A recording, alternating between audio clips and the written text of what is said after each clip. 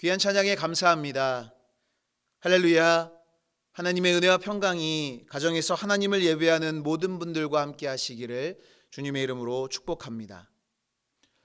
리더십 부문 베스트셀러 작가인 존 맥스웰의 저서 태도의 일부 내용입니다. 미국의 보험 판매원 루이스 에드슨 워터맨이 어느 날 중요한 계약을 성사시키는 마무리 작업을 하고 있었습니다. 그가 계약자에게 서명을 부탁하는 순간 잉크가 계약서에 떨어지고 말았습니다. 당시 여분의 계약서가 그에게 없었기 때문에 워터맨은 다른 계약서를 가지러 회사로 가야만 했습니다. 그런데 계약서를 가지고 간 사이 고객은 이미 다른 회사의 보험 판매원과 거래를 마쳤습니다. 그 일로 계약은 놓쳤지만 고객과 그와 계약을 맺은 다른 보험회사 직원을 원망하지 않았습니다. 그는 당시 사용하던 펜을 개량하기 위해 노력했고 결국 잉크를 담아 쓰는 펜을 개발해 1883년 세상에 첫 선을 보인 것이 바로 만년필의 시작이라고 합니다. 잉크가 쏟아지지 않는 펜이 있다면 계약서를 버리지 않고 쉽게 성사시킬 수 있었을 텐데 라는 그의 생각이 전혀 새로운 문화적 선물을 사람들에게 선사하게 된 것입니다.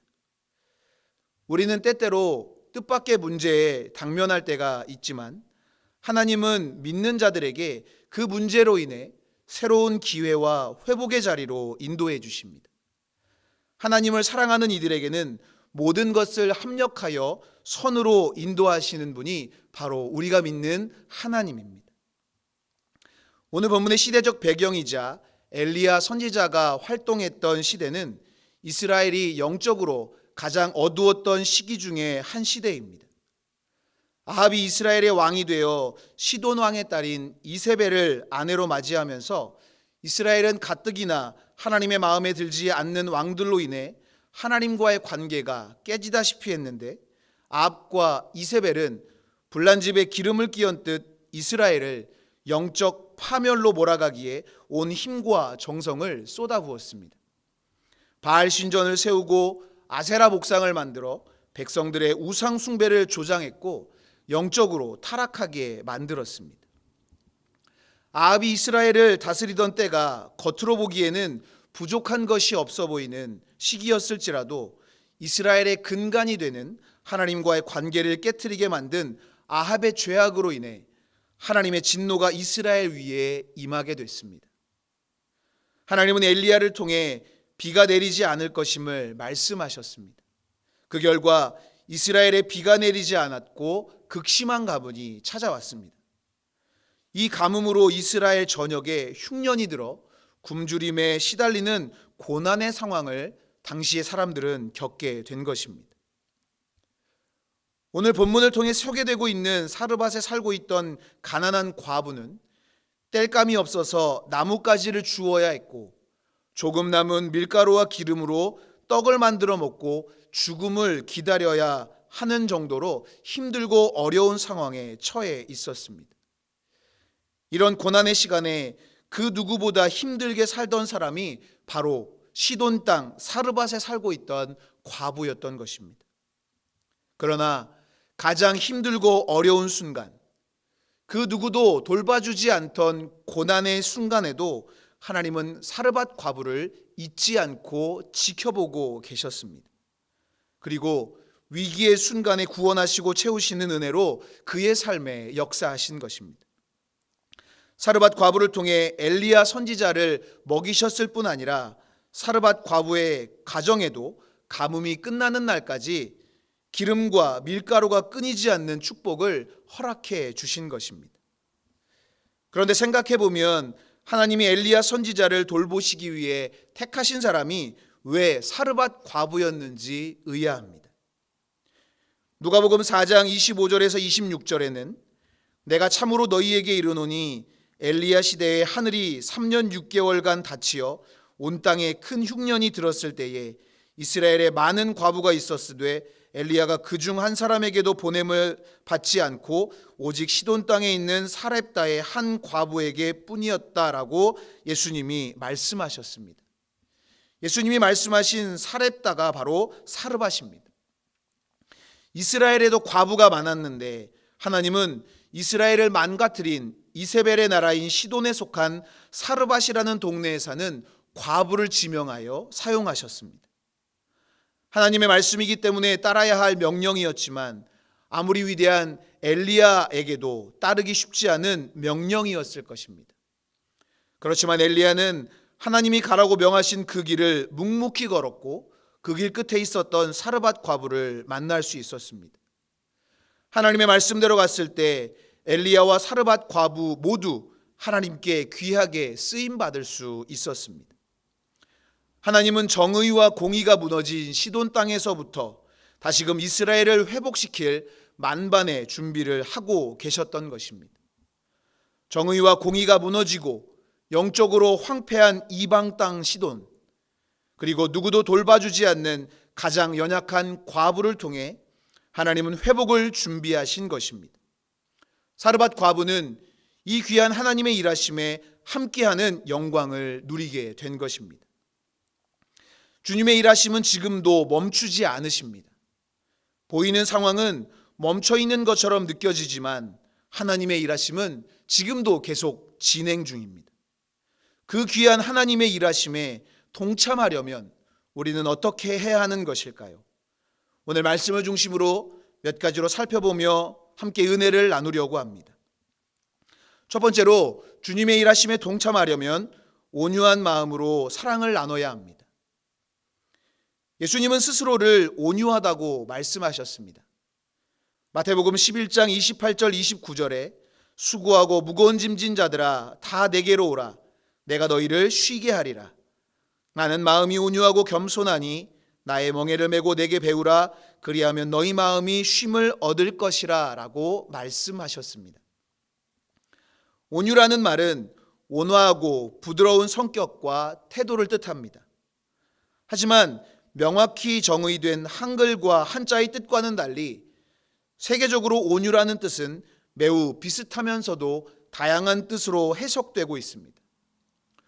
우선 영어만 해도 온유를 나타내는 단어가 6개나 되며 각 단어마다 미묘한 뜻의 차이에 따라서 서로 다른 상황에서 사용됩니다. 아프리카의 한 부족에서는 온유한 사람을 그늘진 마음의 소유자라고 표현합니다. 이는 더운 아프리카의 태양을 피하게 해줄 그늘을 다른 사람에게 제공한다는 뜻입니다. 케냐의 원주민들은 온유를 천천히 행동하는 것이라고 표현합니다. 천천히 움직이는 사람은 욕심이 없다고 생각하기 때문입니다. 또한 남태평양의 카바라 부족은 어린이의 마음을 가진 사람을 온유한 사람이라고 표현했습니다. 나라마다 표현법은 조금씩 다르지만 종합해보면 온유한 사람은 겸손한 사람 그리고 남을 생각하는 사람이라는 뜻을 가지고 있는 것을 알 수 있습니다. 오늘 본문에서 엘리야를 공개하는 사르밧 과부는 온유한 마음을 가지고 사랑을 나눈 사람이었습니다. 성경 그 어디에도 사르밧 과부에 대한 자세한 내용을 찾아볼 수는 없습니다. 하지만 당시의 상황과 사르밧 과부가 처한 환경을 생각해 보면 사르밧 과부가 엘리야를 공개하는 것이 얼마나 어려운 일이었는지를 알 수 있습니다. 당시의 상황은 비가 오지 않아 가뭄이 들어 나라 전체에 흉년이 든 상태였습니다. 또한 사르밧 과부가 처한 상황은 고아와 함께 사회에서 가장 취약한 계층의 사람이었습니다. 도움을 받았으면 받았지 누군가를 공개하는 것이 어려운 사람이었다는 것입니다. 오늘 말씀에서는 사르밧 과부가 얼마나 어려운 삶을 살았는지를 보여주고 있습니다. 12절 말씀에 그가 이르되 당신의 하나님 여호와께서 살아계심을 두고 맹세하노니 나는 떡이 없고 다만 통에 가루 한 움큼과 병에 기름 조금뿐이라. 내가 나뭇가지 둘을 주워다가 나와 내 아들을 위하여 음식을 만들어 먹고 그 후에는 죽으리라. 이것이 사르밧 과부의 상황이었습니다. 사르밧 과부는 누군가를 돕는 것은 고사하고 자신들조차 먹을 것이 얼마 남지 않아 남은 것을 먹고 죽음을 기다려야만 하는 어려운 상황이었다는 것입니다. 이런 사르밧 과부에게 엘리야 선지자가 원한 것은 두 가지입니다. 하나는 11절에 마실 물이었고 또 다른 하나는 떡 한 조각이었습니다. 가뭄이라 물 구하는 것이 어려웠고 먹을 양식이 바닥난 상태였음에도 사르밧 과부는 엘리야 선지자에게 물을 가져다 주었고 자신들보다 먼저 엘리야 선지자에게 떡을 만들어 가져다 주었습니다. 중동 지역에서는 집에 온 손님을 대접하는 것을 천사를 대접하는 것으로 생각해 정성껏 대접했습니다. 그러나 그것도 자신이 먹고 마실 것이 있을 때의 일입니다. 그런데 사르밧 과부에게는 아무것도 없었습니다. 그렇지만 온유한 마음으로 사랑을 나누는 삶을 살았던 사람이었기 때문에 하나님은 엘리야 선지자를 사르밧 과부에게 보내신 것입니다. 없던 마음이 갑자기 생기는 경우는 드문 일입니다. 다시 말하면 평소 사르밧 과부의 삶이 온유한 마음으로 사랑을 나누는 삶이었기 때문에 하나님은 가장 어려운 상황에 처해 있는 사르밧 과부를 통해 엘리야가 공개받도록 인도하신 것입니다. 결과적으로 엘리야뿐 아니라 사르밧 과부의 가정에도 하나님의 풍성하게 채우시는 축복을 경험할 수 있었습니다. 우리 모두 예수님의 온유함을 담고 사르밧 과부가 보였던 온유한 마음으로 사랑을 나누는 삶을 본받아 선한 영향력으로 세상을 빛내는 복된 삶을 살아야 될 줄 믿습니다. 이 삶이 바로 우리의 삶이 될 수 있기를 주님의 이름으로 축원합니다. 두 번째로 주님의 일하심에 동참하려면 말씀에 순종하는 삶을 살아야 합니다. 오늘 본문에서는 두 사람의 순종의 모습을 볼 수 있습니다. 먼저는 앞에서도 잠깐 언급했던 엘리야 선지자의 순종입니다. 자신의 생명을 부지하기 위해 이방 땅인 시돈으로, 그것도 가장 어려운 삶을 살고 있는 과부에게 가라는 말씀에 순종하는 것이 결코 쉬운 일은 아니었을 것입니다. 또한 사르밧 과부의 순종은 엘리야의 순종보다 더욱 어려운 순종이었을 것입니다. 하나님의 사람이라며 일면식도 없는 자신을 찾아와 물과 떡을 요구하는 엘리야의 요구는 받아들이기 어려운 명령이었을 것입니다. 사르밧 과부의 상황에서 보자면 부당한 요구처럼 여겨질 수도 있는 일입니다. 이런 상황에서 엘리야 선지자는 하나님의 말씀을 사르밧 과부에게 선포했습니다. 14절 말씀입니다. 이스라엘의 하나님 여호와의 말씀이 나 여호와가 비를 지면에 내리는 날까지 그 통에 가루가 떨어지지 아니하고 그 병에 기름이 없어지지 아니하리라 하셨느니라. 엘리야가 하나님의 말씀을 전하고 난 뒤에 곧장 통에 가루가 가득 찼고 병에 기름이 채워진 것은 아닙니다. 말씀을 받기 전과 비교해 조금도 나아진 것이 없는 상황이었습니다. 그러나 사르밧 과부는 하나님의 사람인 엘리야를 위해 말씀에 의지하여 떡을 만들고 가장 먼저 그를 대접했습니다. 상황이 변했기 때문에 순종한 것이 아니라 하나님의 말씀을 믿었기 때문에 순종할 수 있었던 것입니다. 그 믿음의 순종이 결국 놀라운 역사를 이루게 된 것을 믿으시기 바랍니다. 구약성경 열왕기하 5장에 나병에 걸린 아람의 군대 장관인 나아만 장군의 이야기가 나옵니다. 나아만 장군은 나병을 치유하기 위해 온갖 방법을 동원했지만 고칠 수 없었습니다. 그러다 포로로 잡혀온 이스라엘 소녀의 말을 듣고 엘리사 선지자를 알게 됐습니다. 나아만 장군은 나병을 치료하기 위해 엘리사 선지자를 찾아갔지만 치료는커녕 만나주지도 않고 요단강에 7번 목욕하라는 말만 들었을 뿐입니다. 화가 난 나아만 장군은 그냥 본국으로 돌아가려고 했지만 종들의 말을 듣고 속는 셈 치고 요단강에 들어갑니다. 계속해서 요단강에 들어갔지만 계속 들어가는 상황에서도 몸의 변화는 일어나지 않았습니다. 회복의 징후가 없었음에도 요단강에 7번 목욕한다는 것은 믿음이 없이는 할 수 없는 순종입니다.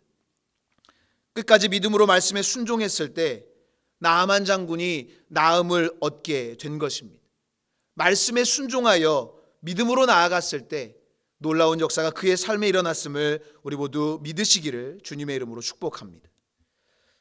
어느 추운 겨울 한 선교사 후보생이 선교사 파송을 받기 위해 이른 시간에 자격을 검증받기 위해 검정위원회를 찾아갔습니다. 하지만 약속된 시간에 면접관은 나타나지 않았고 후보생은 새벽부터 오후 8시가 될 때까지 무작정 기다릴 수밖에 없었습니다. 오후 8시가 되어서야 몇 가지 질문을 받을 수 있었습니다. 그 질문은 이런 것이었습니다. 당신은 글을 읽고 쓸 줄 아십니까? 2 곱하기 2는 얼마인지 알고 있습니까? 질문들은 선교와는 전혀 상관없는 황당한 것들이었습니다. 그러나 후보생은 충실히 대답했습니다. 면접을 마치고 면접관은 만족한 듯 미소를 띠며 합격하셨습니다. 내일 위원회로 나오시면 됩니다. 라고 말했습니다. 그 면접관이 보낸 선교사 후보생의 추천장에는 이렇게 쓰여 있었습니다. 이 사람은 자기를 부인할 줄 압니다. 추위에도 푸대접에도 어떤 멸시에도 참아낼 수 있는 겸손한 일꾼입니다. 이해할 수 있는 것을 순종하는 것은 누구나 할 수 있는 일입니다. 진정한 순종은 이해할 수 없는 것까지 순종하는 것입니다. 하나님은 하나님께 항복한 자를 쓰십니다. 순종하기 어렵고 이해할 수 없는 말씀을 하신다고 해도 믿음으로 말씀에 순종할 때 주님의 일하심에 동참하며 하나님이 행하시는 역사를 보게 되는 줄 믿습니다. 말씀에 순종하는 삶으로 하나님의 기쁨이 되는 우리 모두가 될 수 있기를 주님의 이름으로 축원합니다. 마지막으로 주님의 일하심에 동참하려면 하나님의 뜻을 따르는 삶을 살아야 합니다. 사르밧 과부가 엘리야 선지자를 공개한 것은 하나님이 보내신 한 사람을 공개하는 마음으로 한 일일 것입니다. 그러나 엘리야 선지자를 공개하는 것은 단순히 어려운 가운데 있는 한 사람을 대접하는 것이 아니었습니다. 엘리야 선지자를 공개하는 것은 하나님의 일하심에 보탬이 되는 중요한 헌신이 되었다는 것입니다. 왜냐하면 엘리야 선지자는 타락한 아합 왕의 시대에 이스라엘을 거룩한 하나님의 나라로 세우고자 하나님이 택하신 선지자였기 때문입니다. 그런 하나님의 사람을 공개하는 것은 하나님의 나라와 그분의 의를 구하는 것이었습니다. 엘리야는 사르밧 과부에게 먼저 그것으로 나를 위하여 작은 떡 1개를 만들어 내게로 가져오고 그 후에 너와 내 아들을 위하여 만들라고 했습니다. 마지막 남은 가루와 기름을 자신들을 위해서가 아닌 하나님의 사람을 위해, 하나님의 명령을 위해, 하나님의 뜻을 위해 먼저 사용하라고 요구하신 것입니다. 하나님은 때로 우리에게 자신의 일을 위해 우리의 귀한 것까지 요구하실 때가 있습니다. 바쁜 시간, 없는 건강, 부족한 물질. 그런데 놀라운 것은 우리가 하나님의 요구에 나보다 하나님의 뜻을 먼저 생각할 때 우리의 부족한 것이지만 하나님을 위해 내어드린 그것들을 사용하셔서 놀라운 결과물을 만들어내실 뿐 아니라 우리의 삶에도 풍성하게 채우시는 것을 경험하게 되는 것입니다. 사실 엘리야 선지자가 과부에게 요구한 떡 한 조각은 과부의 모든 것을 요구한 것과 다를 바 없는 것입니다. 그럼에도 불구하고 사르밧 과부가 하나님을 위해 포기하고 전적으로 헌신하며 하나님이 뜻을 따라 살았을 때 주님의 일하심에 동참했을 뿐 아니라 가뭄이 끝날 때까지 부족함 없이 채우시는 하나님의 은혜를 누리며 살게 된 것을 믿으시기 바랍니다. 스코틀랜드 어느 작은 마을 교회에서 부흥회가 열렸습니다. 그러나 한 주간 동안 계속되는 집회에도 불구하고 사람들은 별로 모이지 않았습니다. 목사님은 예수를 영접하고 헌신할 사람을 계속해서 초청했지만 아무도 앞으로 나오지 않았습니다. 그런데 부흥의 마지막 날 한 작은 소년이 앞으로 나왔습니다. 목사님은 부흥의 기간 동안 예수를 영접하고 헌신한 사람이 겨우 작은 소년 한 명밖에 없다는 사실에 무척 실망했습니다. 그러나 단 한 명의 사람, 예수를 영접하고 헌신하기 위해서 앞으로 나온 이 소년만은 달랐습니다. 그의 눈에 뜨거운 불꽃이 일어났으며 그 소년은 하나님, 저의 생명을 주님께 드립니다. 저에게 아프리카를 주십시오라고 외쳤습니다. 이 소년이 바로 아프리카 선교의 아버지라고 불리는 데이비드 리빙스턴입니다. 작은 한 소년의 눈에 일어났던 불꽃이, 그리고 하나님의 뜻에 따르기로 결단하며 헌신했던 삶을 통해 흑암의 아프리카 대륙에 새벽을 가져다 줄 수 있었던 것입니다. 하나님은 지금도 멈추지 않고 하나님의 때에 맞춰 하나님의 방법으로 일하고 계십니다. 우리를 사랑하신 그 사랑을 온유한 마음으로 나누며 말씀을 굳게 믿고 순종하며 하나님의 뜻을 따르며 헌신함으로 주님의 일하심에 동참하는 복된 삶을 살아가는 저와 여러분이 되시기를 주님의 이름으로 축원합니다.